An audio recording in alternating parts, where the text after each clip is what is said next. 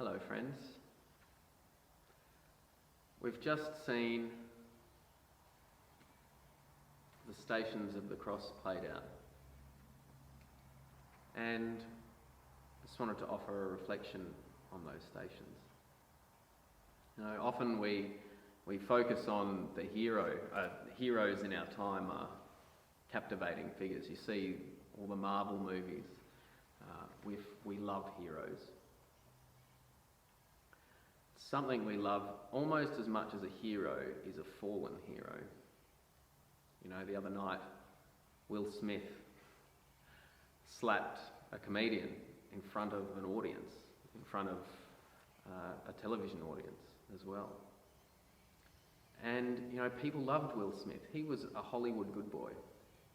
He's successful, he has a family, he's cool, he's the Fresh Prince.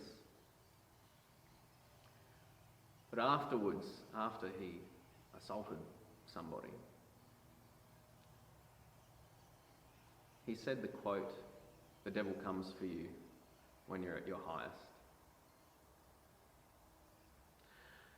Jesus of Nazareth was in a similar position.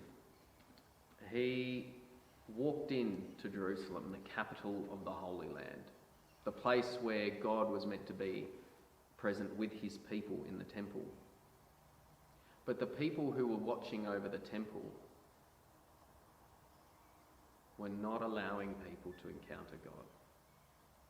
Between the gates of the temple and the inner sanctum, where it was believed that God dwelt, there were tables of money collectors, people selling animals to be sacrificed. Jesus wasn't a little man in that situation. He knocked the tables over. He smashed the cages of the animals. He was angry. He taught that the meek will inherit the earth. That's how we read it these days. But in fact, the word meek, what it meant back then, the word they used, was something that meant more like, it's better to know how to use a sword, but to keep it sheathed.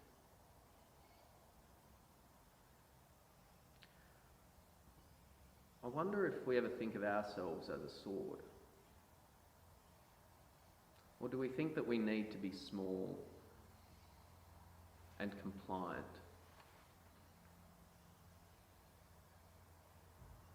There was a room full of people who stood by and watched Will Smith hit another man.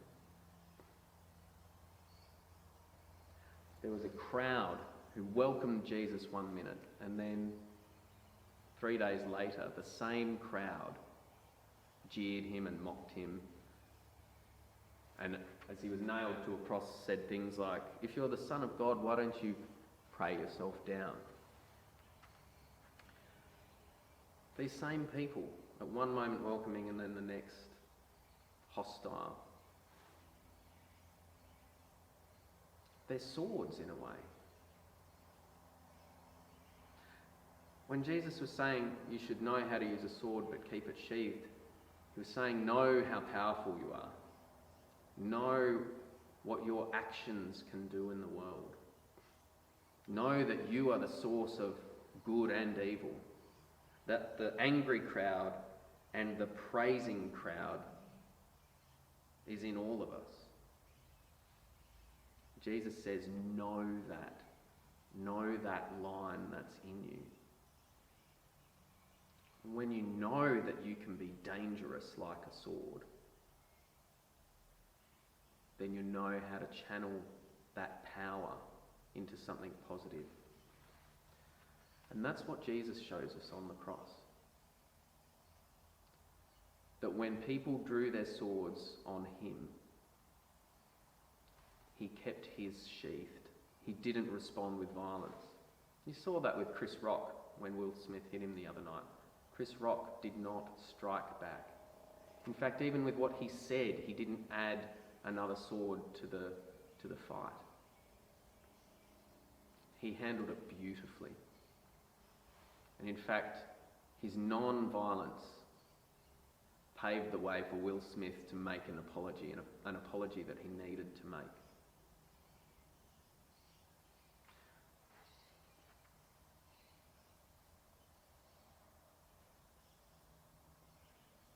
after 40 days of Lent, reflecting on, who we are and giving up certain things, looking for a higher good.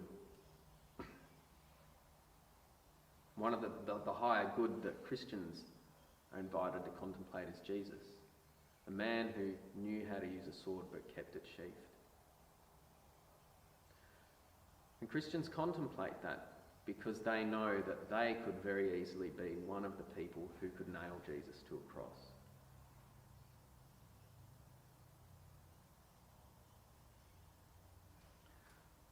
How is it that we turn on one another in the bad times? How is it that we add to a bad situation by fighting back? The example Jesus leaves is not an easy one. It's very hard.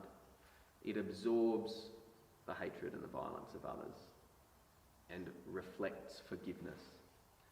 It's not pretending that a wrong has not been done. It is acknowledging the wrong, showing the wrongdoer that what they have done, but refusing to respond in the same way. And that is power. That's real power. And that's why the gospel spread. People who were disempowered, who were oppressed, they stopped fighting back and they imitated the way of Jesus. And within a few hundred years, this small sect of people grew to be the size of an empire, and today the size of the world. And so it's just as important to remember today and be true to that story.